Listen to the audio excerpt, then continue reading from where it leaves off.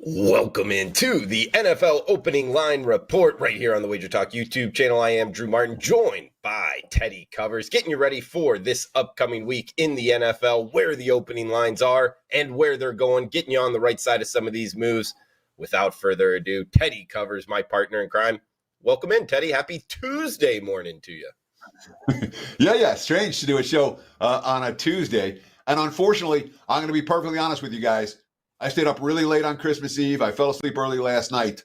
So I do not have my usual complement of quotes for today. I haven't gone through all the box scores, haven't gone through all the recaps yet. That being said, we're going to go through all the games. We'll talk about what happened.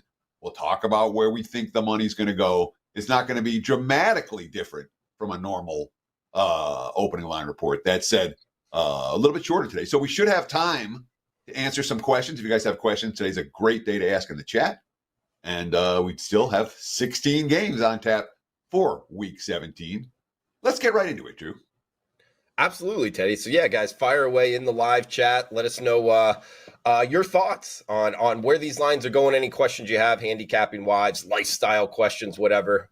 Feel free to shoot them out. And also in the comments below on the YouTube channel, please smash that like button, as we got a Thursday game, we got a Saturday game, and we got a full slate of Sunday games here, guys, coming up. That being on New Year's Eve. We got first up here, Teddy, Thursday, December 28th, 8:15 Eastern, 5:15 Pacific.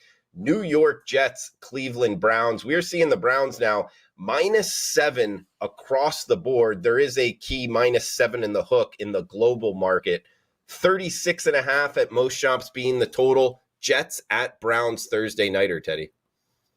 Yeah, so I've got look-ahead lines. Of course, this one's on this page, not the other page, because we have all the polls this week. Look-ahead line here, Browns -5.5. There were some 6s and 6.5s, but it's basically been 7 as the prevailing number. Total sitting at 36.5. Cleveland played a great game in Houston on Sunday. The Jets found a way to win as well, although their competition wasn't quite as tough. But for Cleveland to do it, I mean, again, this is a Browns team that you look at the offensive line riddled with injuries. Look at the defense riddled with injuries. And still, that defense was able to dominate. It looked very much like a Super Bowl caliber unit and has for extended stretches this season. So the Jets coming off a win, the market's not going to be excited about them. The market certainly aren't going to be excited about the Jets facing a good defense on the road on a short week. Not surprised if the early money's come for Cleveland. And total-wise, we're looking at 36s, 36.5s right there. There are a couple leading indicator books already down to 35.5. If you like the under, there's probably some urgency to get down for Jets, Browns. But if you want the under, remember, Cleveland's not really running the football all that much. And their pass game is let's chuck it downfield behind Joe's arm. That's been a strategy that's worked for them the last couple of weeks. I don't expect them to deviate all that much, even against the Jets' theoretically elite defense. The defense that was not so elite this past weekend, maybe wearing down as the season reaches its inevitable conclusion for the New York Football Jets. Teddy, I thought you brought up a good point there with Joe Flacco. One of the few things I got right this weekend was something that I kind of a concept that I've learned from you doing this show is there's over quarterbacks and there's under quarterbacks sometimes in the NFL and college football, and meaning the starter and the backup, in this case, maybe not so the backup. I almost feel that Joe Flacco, mainly because what they're doing offensively, is the over quarterback because they're throwing the football more. Any quick thoughts on that before we move down? Agree wholeheartedly. Okay. And again, we think about Cleveland's offense for most of the season. They tried to run the football. There was a lot of dinking and dunking. That's not what they're doing in the Joe Flacco era. The Joe Flacco era is, hey, Amari, go long. I can get it to you. And that's literally what it's been. And I mean, obviously, they've gotten on the right side of 30 twice in 3 games since Flacco took over as starter. Sure, guys. As Thursday night in the books, good start here. We got one Saturday and then the full slate on Sunday. Let's hit the Saturday game now. Prime time, 8:15 Eastern, 5:15 Pacific. As we're going down in rotation order, guys, here. Detroit and Dallas, 53.5, Teddy, is the total. We are seeing the Cowboys -6. -6.5 is available. So it's the Lions at the Cowboys Saturday night. Sure. And of course, the look ahead line here, Dallas -6. The markets have opened 6, and they pretty much stayed 6. So we're not seeing a whole lot of early week live movement here. We have seen a little bit of over money from the opener. We're looking at 52s, 52.5s. Now we're looking at 53.5. So we are seeing over money for Detroit and Dallas. Certainly from a spot standpoint, this is a Dallas spot. You know, the Lions just clinched their first division title in 30 years, and Dallas is coming off back-to-back losses, the second of which in Miami yesterday was something of a heartbreaker, losing at the end, fumbling at the goal line, a game they probably should have found a way to win, but instead found a way to lose. Now, Dallas does have a strong home field advantage, something that, again, I've been doing this opening line report for more than 20 years now in one form or another. And for most of those 20 years, I wasn't able to say Dallas. In fact, Dallas was a bet against at home. That has not been the case in the modern era. They've been dynamite on this field. So Dallas coming off back-to-back losses, returning home. Detroit off the we just clinched, and it was a nail-biter. I would anticipate that Dallas is going to get the market support this week. I would not be surprised at all if the Cowboys take some money. I'm already seeing a 6.5 popping up at one leading indicator book. I'm also seeing 6 with some extra juice at another. So I'm more likely to see Cowboys money than Lions money in this game, at least from the wise guys. Turning the page to New Year's Eve day, guys, as we got 14 NFL games, December 31st. It is Sunday, 1 o'clock Eastern, 10 a.m. Pacific, top of the card here. 105, 106, Miami Dolphins, Baltimore Ravens. Teddy, this is a big game. 47 being the total, -4 at most shops, that being the Ravens at home. Of course, keep in mind, off of the Monday Night Football game here, Teddy, cross-country trip back home, Dolphins heading to Baltimore. Interesting handicap here. What are we thinking with the Finns in the Ravens? Sure is. When we look at the AFC playoff standings right now, Baltimore wins. Basically, they clinch the number 1 seed, essentially. And Miami's sitting at the number 2 seed right now. Baltimore 12-3, Miami 11-4. And I don't know all the tiebreakers, but I don't think that anyone can, if the winner of this game puts themselves in the driver's seat, and if Baltimore wins, they clinch it. So certainly is a situation where one would expect both teams to bring their A games. Looking ahead, we saw Baltimore -3 on the look ahead line. Miami got the win against Dallas. It wasn't perhaps as pretty as expected, whereas Baltimore, with a pretty dominant showing against San Francisco on Christmas night last night, not surprised at all that the look ahead of -3 is now a -4 pretty much across the board. A little bit of Ravens money. That said, I don't know this number goes a whole lot higher than 4. I'm not anticipating 4.5 for Miami. Miami's too good of a team. And Baltimore, as you mentioned, from a spot standpoint, coming off a huge win, flying across the country, now going on a short week against a very different type of team. So while we can understand that why the Ravens would take the early knee-jerk money, I'm not convinced. And look, I'll put it to you this way. I don't see it getting any higher than the 4 that we have right now. I'd be surprised to see 4.5s on this one. If you like Miami, not going to hurt you to get in at the current number. 107, 108 up next. AFC East battle here. We get the New England Patriots at the Buffalo Bills. 41 at most shops. There is 40.5 out there as a total, Teddy. -12, pretty much across the board here. So that's the Bills laying a dozen at home, hosting the Patriots. Next game up, Teddy. Yeah, this is such a different type of show. You know, usually I'm trying to run through all these quotes and get all this info in. And today I'm just kind of going off the cuff and giving some gut reactions and some thoughts. And I'm curious to see which format you guys like better. Look, I'm always going to have quotes. I try to always have quotes, except for on the rare occasion on Christmas night where I didn't do my homework. But by and large, it's a facet of the show that I think is important.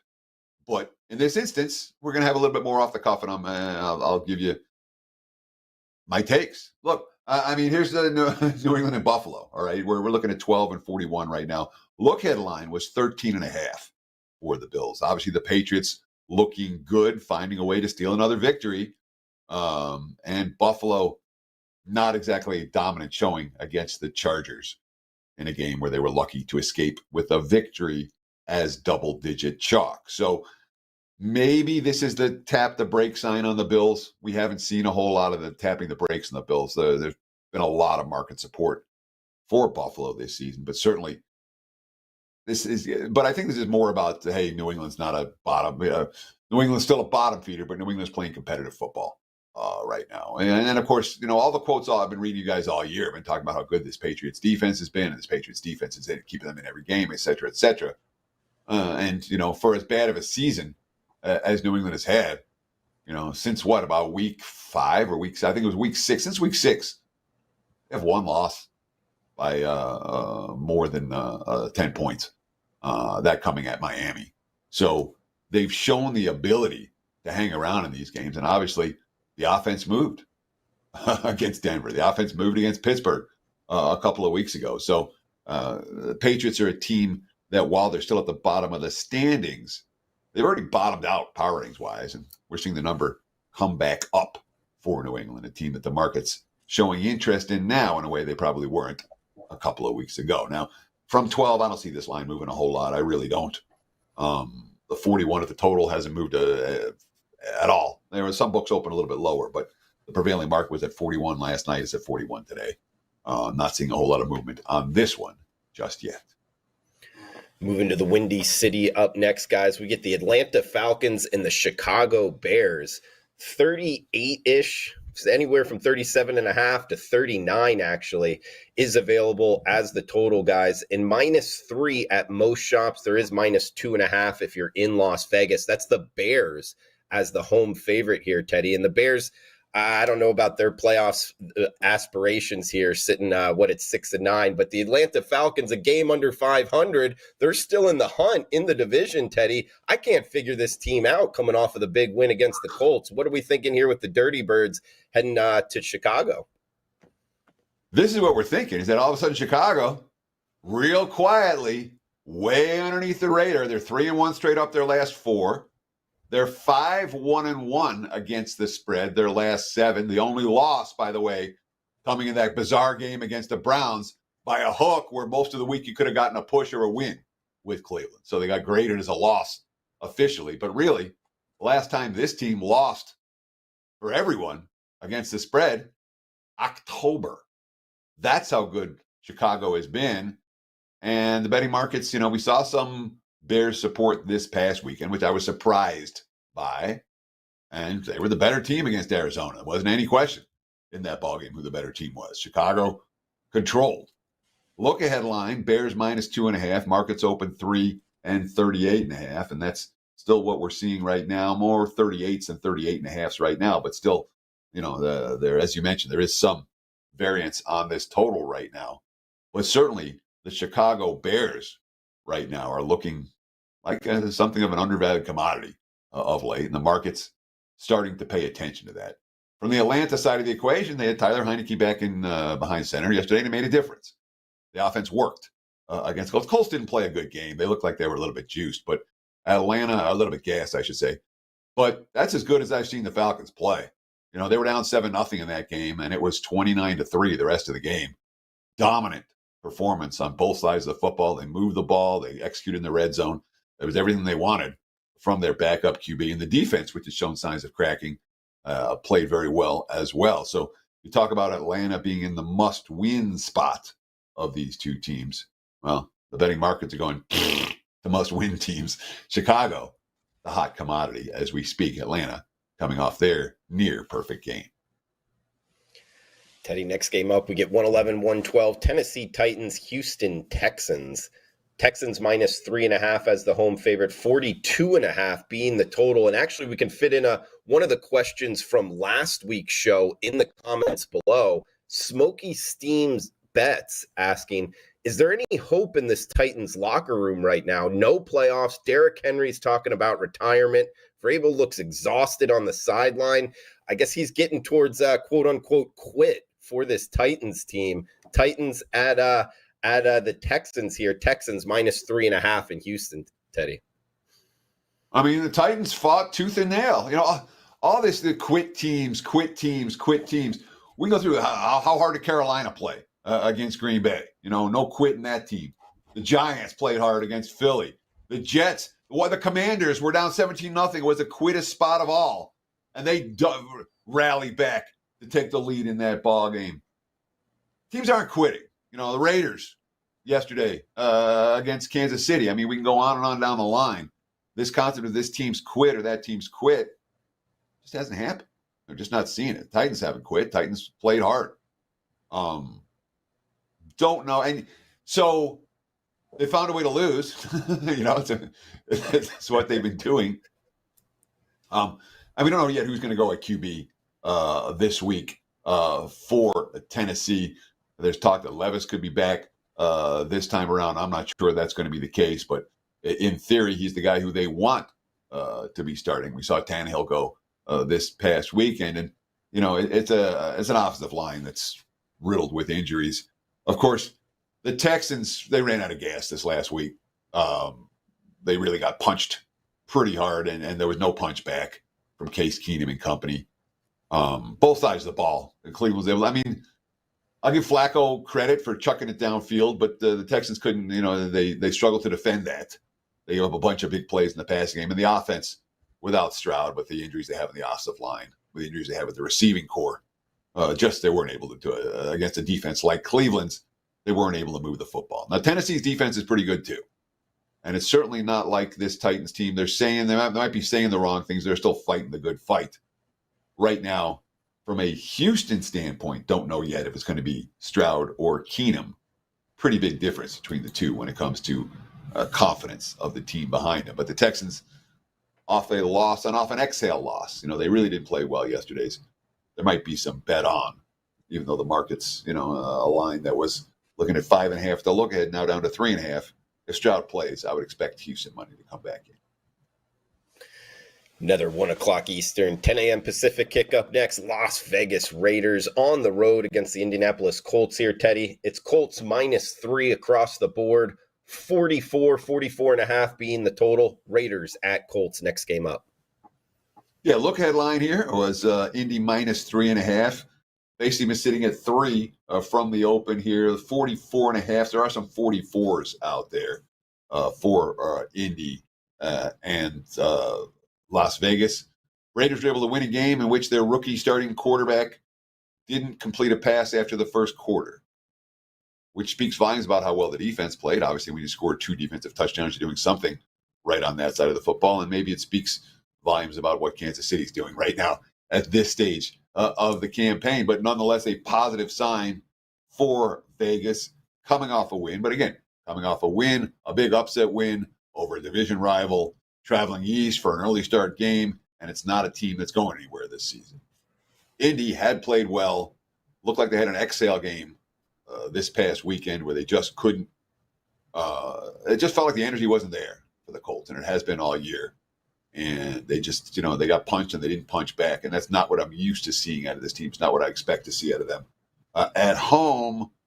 And certainly with the first year head coaches, you don't expect letdowns in December and into January. Expect that team to continue to fight hard, even off a bad performance. So I would not be surprised if Indy takes some money throughout the course of the week, but I'm not seeing any signs of it right now. 44.5 is all the markets are doing here on Tuesday morning.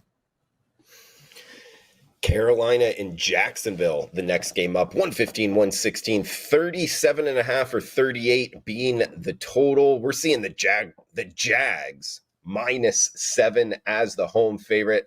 Believe I pronounced that right, Teddy? Jags. We're just going with Jags on this show, guys. Panthers at Jags, next game up, TC. Yeah, and Jacksonville on a 4-game losing streak. Their defense has allowed 30-plus in 3 of the 4 losses. The offense has been held to 7 and 12 over the last 2 weeks. Trevor Lawrence is not right. The offensive line isn't right. The skill position talent banged up. I mean, it's been back-to-back no-shows for this team, and they're laying a touchdown, which speaks volumes about where the markets have Carolina right now. Look at line here with Jacksonville 9. The market's open 7 and 37.5. And that's basically where we're looking right now. 38's the prevailing number now. So we are seeing some over money for Carolina and Jacksonville. And let's start with this and give Bryce Young some credit. He played a great game. That's as good as I've seen him play at the NFL level. It really wasn't close against Green Bay this past weekend. Down 2 touchdowns, fourth quarter. There's Bryce Young, dink, dank, dunk, for leading the team right down the field to tie it up. The 2-point conversion, sent it to overtime. Obviously didn't win in the extra session, but for an offense that really hasn't done anything all year. I mean, prior to that 30-point outburst, they hadn't gotten to 20 since the middle of October. All right, in any of their previous 8 games. So it was. Now the question is that an outlier performance, or is that something we expect now from Carolina moving forward? From Jacksonville, this is a team that they're saying the right things, but again, 4 straight losses for the Jags. And while they're still favorites to win the AFC South, I'm not excited about laying a touchdown with this team. I'm not sure the markets are either. We'll see if the 7s hold. There's not like there's much betting. There's any betting bandwagon for Carolina, but the Jags, a difficult team, or this better at least, ask them to win by more than a touchdown right now. Sure, Teddy. I mean, looking at the AFC South, 3 teams at 8 and 7. So some important games the last 2 weeks of the NFL regular season to make the playoffs in that division. Next game up, 117-118, LA Rams, New York Giants. We're seeing 42 as the total, -6. That's the Rams as the road favorite on the road here. I guess, a lot of distance to travel anyway, but not sure if that's going to factor in too much. Rams as the favorite in New Jersey, Teddy. Yeah, look ahead line was Rams -6. The markets are at Rams -6, total of 42 this morning. Not seeing a whole lot of movement. There is a 5.5 out there. There is also a 6.5 out there. Or sorry, that's 6 with juice. No, there's a 6.5 out there as well. So there is a little bit of variance on this line as we speak. And LA, I mean, this is a team that is starting to build a betting bandwagon a little bit. I mean, the Rams have played good football basically since their bye week. And,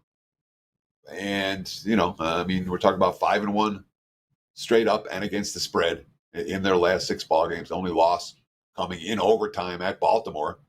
Another dominant showing, and don't be fooled by the final score, 30-22. They dominated New Orleans last Thursday. They have extra time to prepare for this one. So there's a lot of things pointing in LA's favor right now. And again, this is an offense that is clicking on all cylinders. The running game's been there, the passing game's been there. 37, 36, 31, 28, 30. The last 5 ball games, Matthew Stafford's in a real nice rhythm at this stage of the campaign. The Giants coming off a battle against Philly, in which they, like I say, they gave the Eagles anything to handle. The Eagles gave them lots of opportunities, and the Giants still couldn't figure out a way to win it. That said, the Giants haven't played like a dead team. They had the bad game against New Orleans, prior to that, 3 straight wins, and a competitive game against Philly. Now, I don't know if this is the opponent that's going to get their juice, and that's the concern here. Coming off a huge divisional matchup on tap, the rematch with Philadelphia in Week 18, and this little game against LA in between. I'm not convinced the Giants spot, especially with the Rams having extra time to prepare. Yeah, again, I mean, we're seeing 5.5 and 6.5 right now. I don't get a sense this market's going to do a whole lot just yet for Giants Rams. And I'm not convinced whoever the Giants go with at quarterback this week, I'm not convinced it makes a big difference in terms of a power rating number for the G-men, whether it's Taylor or not.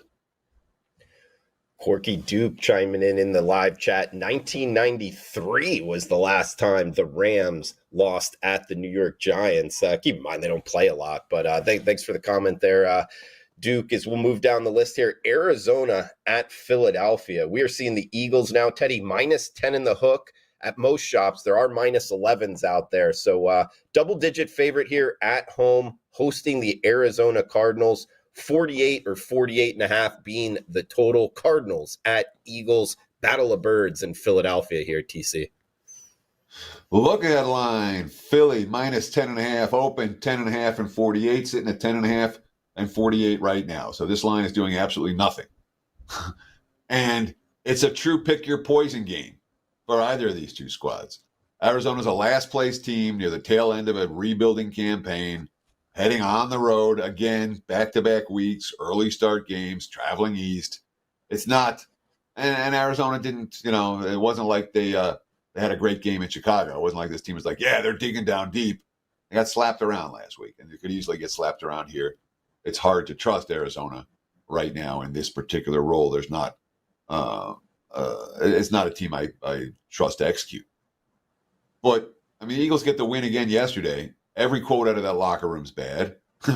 where they again failed to cover the spread as a double. I mean, Philly's in point spread free fall right now. And when you're seeing this many national stories on problems in the Eagles locker room, there's something to it. So of all the games on the board, to me, this is probably the easiest pass. I don't want the dog. I don't want the favorite. Okay, Teddy, as we got two more 1 o'clock Eastern kicks here, then we'll hit the 4 o'clock in the Sunday night game, guys. As we get the New Orleans Saints, Tampa Bay Bucks up next. Might remind you guys, the NFC South is Tampa Bay at the top, 8-7, followed by Atlanta and New Orleans, both at 7 and 8. In this game, Teddy, we were seeing 42 being the total with the Buccaneers. -3. There is a key 2.5 there in the global market. That is the Bucks as the home favorite here, hosting the Saints. TC. Yeah, I have to think that the money comes for Tampa in this ball game. I'm surprised that you talked about there is a 2.5 out there. The look ahead line was 2, open 3 and 42. So in that sense, I'm not shocked that the number's sitting at 3 right now. But there's a world of difference between the type of momentum we're seeing from these two teams. And again, you don't want to overdo momentum. But Tampa's now won and covered 1-4 in a row. And they're either 3-0, 3-0 and 1 or 3-1 ATS, depending where you got the number, against the spread during that span. The offense that struggled for most of the season, Baker Mayfield and company just hung 29 on Atlanta's got a decent defense. Green Bay's got a decent defense. They hung 34. Jacksonville's got a defense. They moved the ball up and down the field against the Jags yesterday or on Sunday. Tampa is a team whose full season stats do not correlate with where they are right now. The team's playing far better than they did for much of the campaign. And I look at them as, back. We could talk about Todd Bowles, the coach of the year candidate now, which we were talking about him as a clown a month ago. So, I mean, that's where Tampa is, and that's a team that I have no interest in stepping in front of whatsoever. Whereas New Orleans, they snapped their 3-game skids with wins over the Giants and Panthers, and then started losing again against the Rams last Thursday. They do have extra time to repair. They are at home, but the home field hasn't been worth a whole lot this season.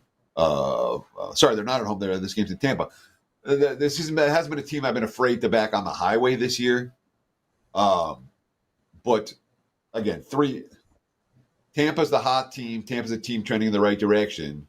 New Orleans coming off a bad loss, and the only teams they've beaten in the last month and a half are the bottom feeders. I would not be surprised at all to see the Bucs take some money. And again, look ahead was only 2. Now we're 3. I don't know that it gets to 3.5, but that 2.5 out there for Tampa right now. And again, it's not widely available, but if you can find it, that's probably the best number you're going to get. Last 1 o'clock Eastern, 10 a.m. Pacific kick up next. 1-2-3, 1-2-4. San Francisco at Washington. We are seeing the 49ers off of the Monday nighter here. So short week on the road, cross country, -13 in the hook. There is a -14 popping up in the global market, 49 being the total. Niners at Commanders in our nation's capital here, Teddy. Yeah, look ahead was San Fran -13, open 13.5, and we're seeing the 14s popping up. I'm not convinced we're going to see a ton of 49ers money here to push it, back up to 2 touchdowns or more. It's certainly, look, San Fran's been beating teams by margin all year long. They'd won 6 straight games prior to last night by 12 points or more. So it's not like they're beating teams and beating them up. That said, they failed to cover twice during that span as double-digit chalk. They didn't beat Tampa by quite enough. They didn't beat Seattle by quite enough. And for all the Washington's quit, Washington's done, who cares about the Commanders? You know, they're not playing quit football. They didn't play quit against the Jets yesterday. They didn't play quit against the Rams in the game before that. So we know it's a lame duck coaching staff. We don't know yet. I haven't seen whether it's going to be Brissett or Howell. Howell's been benched each of the last 2 games. Brissett's come off the bench and looked decent. I don't know what they're going to do this week. I have no idea what Rivera's going to go there, but that might be something to pay attention to. And, of course, there's a chance. I mean, Brock Purdy had a stinger. There's a chance he might not play. A chance he might not play for San Francisco. That's something to monitor as the week progresses. Obviously, if it's Darnold instead of Purdy, you might be surprised how little the markets move if Darnold's behind, because much less than the average starting quarterback that sits for the backup. I would, again, too soon to project. That's something to pay attention to as the week progresses. Yeah, interesting part of the handicap there with the Niners behind center anyway, guys, is we got 10.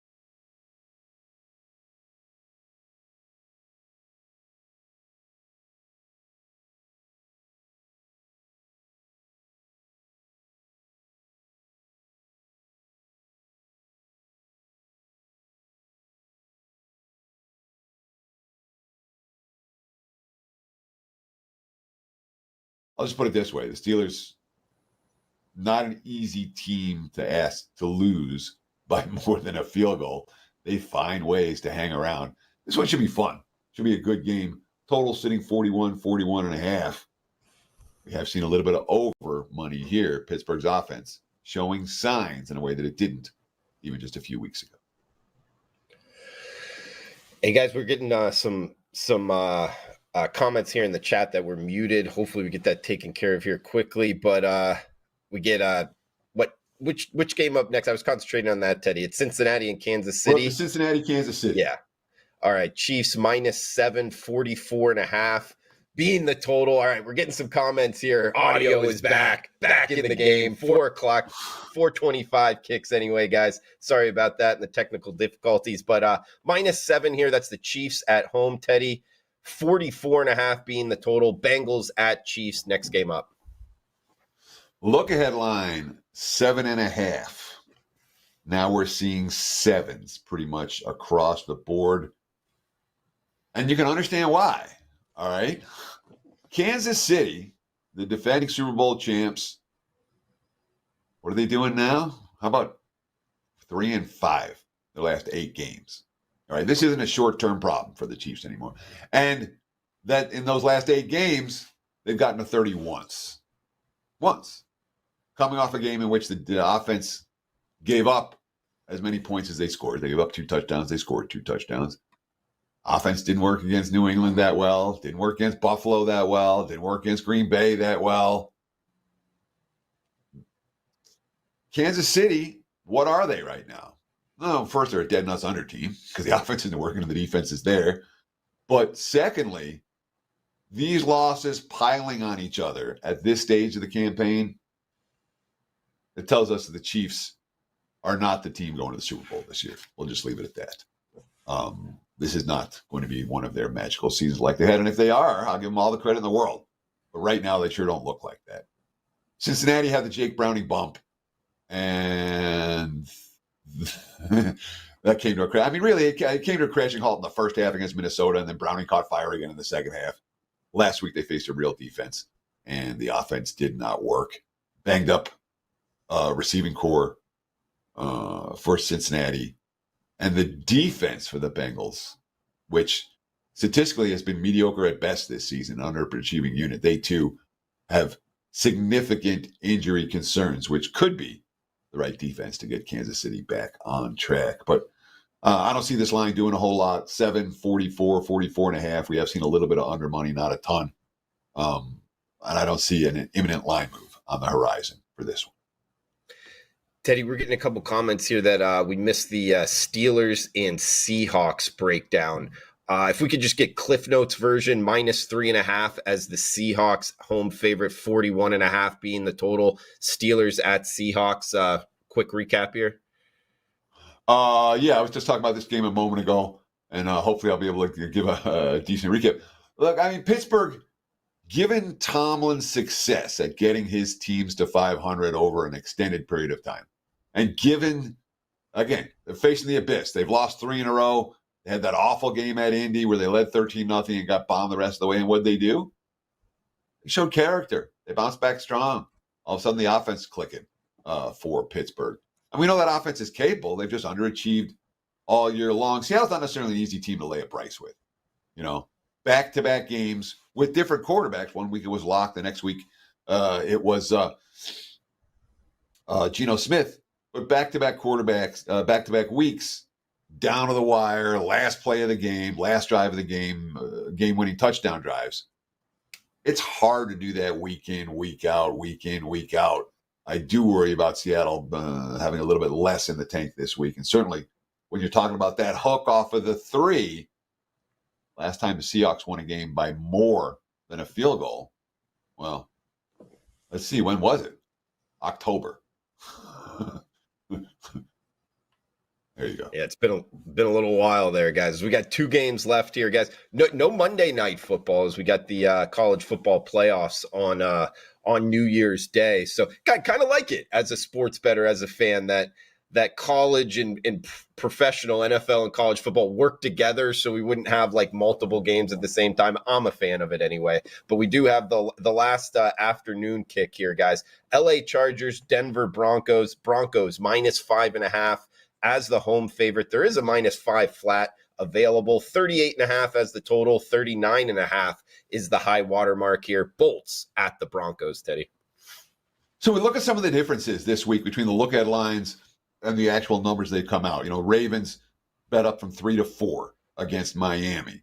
We've seen some Patriots money as the Bills were 13.5 to look ahead down to 12. A little bit of Bears money. It was 2.5 to 3. We saw Titans money. That's about C.J. Stroud against the Texans. They don't know if Stroud is going to play. So a little bit of Panthers money from the look ahead compared to this week. Carolina or Jacksonville, not a team the markets are excited about laying more than a touchdown with. And certainly this one, we talk about the Chargers and the Broncos. There were 6.5s for the Broncos at the open. And again, I'm not talking about a huge move, but 5.5, 38 as we speak right now. Sorry, the look ahead was 6.5, and the market's open in the 5.5, 6 range, and it's all 5.5 right now for Denver. And certainly, I mean, the Chargers, it was a character loss against Buffalo. You know, they had the new coach bump. They came and played hard. They were in the game. They had a chance to win it. And it was a wire-to-wire job at plus 13. Now they have a divisional opponent in a late-season game. They played fairly well. They have a little bit of extra time. And the markets are saying, yeah, we're not likely to see the same Chargers team that showed all that quit in the losses to Vegas and Denver the week before. And of course, they played Denver just 2 weeks or 3 weeks ago and lost at home by 3 scores in that contest. And they weren't that competitive in that game. Denver was the better squad, but Denver now has lost back-to-back games, 3 of the last 4. Their mid-season resurgence has come to a crashing halt. And again, they were -7 at home against the Patriots, found a way to lose that game. The market's not necessarily excited about asking Denver to win this one by margin. That herky-jerky offense is always easy for them to win games by margin. So I would not be surprised to see a little bit of Chargers money here. But then again, we're talking about a warm weather team heading to the cold and snow of Denver for a meaningless late season game. Yeah, I don't know if we're going to see a ton of Chargers money, but we've already seen a little bit.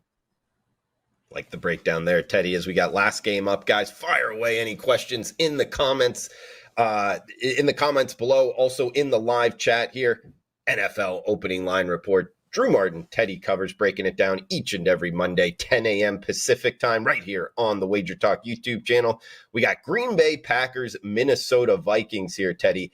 NFC North division battle, 46.5 being the total. Anywhere from -1 in the hook to -2 in the hook. That's the Vikings as the home favorite. We can call the consensus line -2 flat. What are we thinking here? Packers at Vikings. And I guess we can call this a wild card elimination game. Yeah. The loser here is going to be out of the mix. And I'm just pulling up the playoff standings real quick. I think that both these two teams are still, in theory, Minnesota's sitting at 8 right now, and Green Bay with the same record is sitting at 10. So they're both on the outside looking in. The winner of this game has a chance to get themselves in. They're still behind the Rams, Seahawks, and Cowboys when it comes to the wild card standing. So the winner here has a chance. The loser has none. How does that sound? Green Bay? Packers don't do anything easily. Blew a 2-touchdown lead on the road at Carolina in the fourth quarter. And that's back-to-back games where this defense has been gashed pretty hard, which is definitely a concern for Green Bay. That defense essentially carried them for extended stretches this season. But they have won 4 out of 6, and they faced adversity and found a way to play through it and win a ball game, which is certainly a positive sign for Matt LaFleur and company. Whereas Minnesota now, they had the one win against the Raiders. They've lost 4 of their last 5. That's the only win they have since week 11, back when they knocked off New Orleans. So that mid-season bump for Minnesota, it's gone. And look, it was kind of a misleading final where the line, they lost to the Lions by 6. They had 100 chances to win that game or cover that point spread and didn't. And that's what mistake-prone teams like Minnesota do. So we're seeing a little bit of Minnesota money here. I wouldn't be surprised if we see some Green Bay money between now and kickoff. I'm not convinced the Vikings go off 2.5 like they're currently sitting.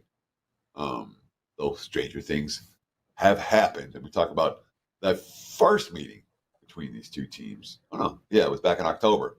Minnesota won pretty comfortably by a couple of touchdowns with Green Bay at home. I wouldn't be surprised at all to see the Packers do their best to change the narrative in the rematch.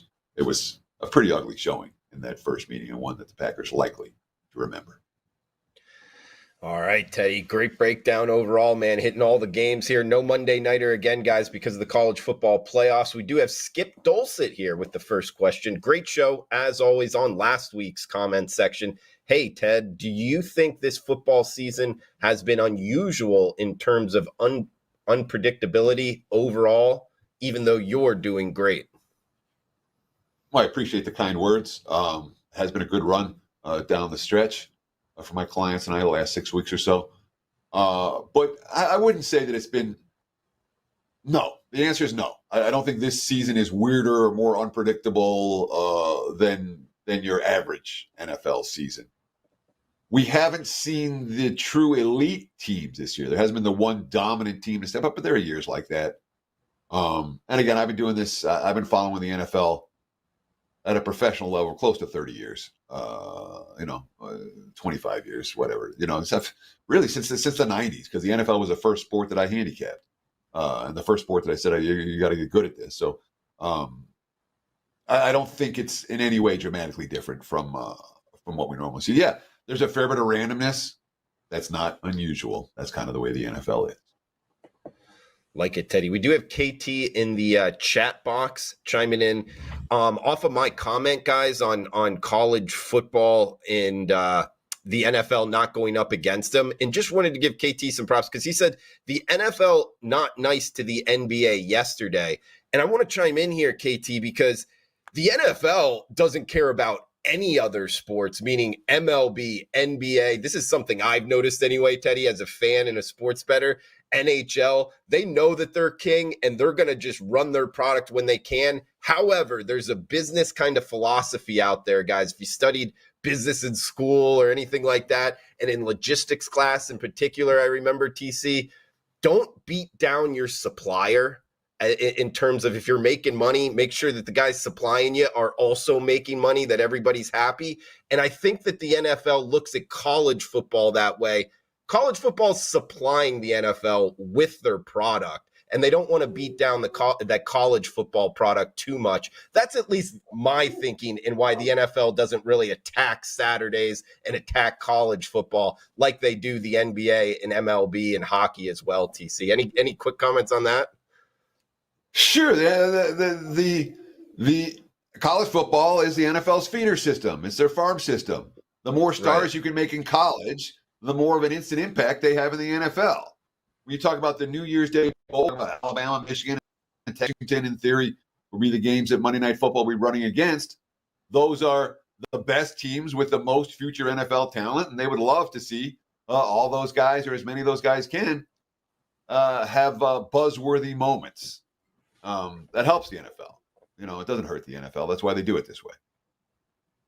Yeah, I like it, Teddy. Chris Sinclair in the chat asking an interesting question here, Teddy. You mentioned during the show you've been doing this for about 20 years or so. How much better have the books gotten at setting lines since Teddy started doing this? TC, any comments on that? A lot better. And again, it's I first got into this, as betting in the 90s. It was the early mid 90s when I first started I started on the bookmaking side of the equation. I started betting into my former partner. It was 95, 96 was when I was starting to bet every day or every week in the NFL. Really 95 was that first season. Then I'm like, I'm not booking anymore. We're betting. So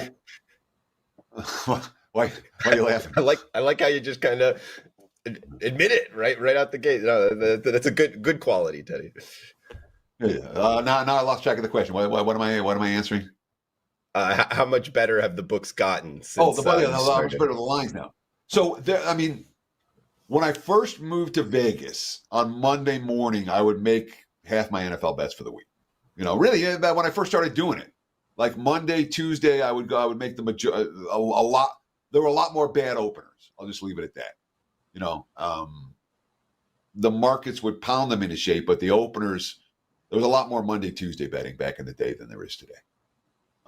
In the 90s, that's I made at least half my bets by Tuesday night, and that's not the case in the modern era. Sure, Teddy. I want to give some props to Teddy Covers here. When we did the NFL opening line report a couple weeks ago when the college football playoffs came out, I remember from years past going over Texas, Washington, Alabama, Michigan this season. Y'all liking that as well. There's a lot of crossover from the college football playoff to NFL betting. And Teddy, you said Alabama, Michigan line and the Texas, Washington line would stay about the same. There wouldn't be much movement. And I'm glad that I kept my mouth shut because I actually thought the Crimson Tide were going to take money against Michigan, give it, Nick Saban, extra time to prepare, the SEC, whatever it may be.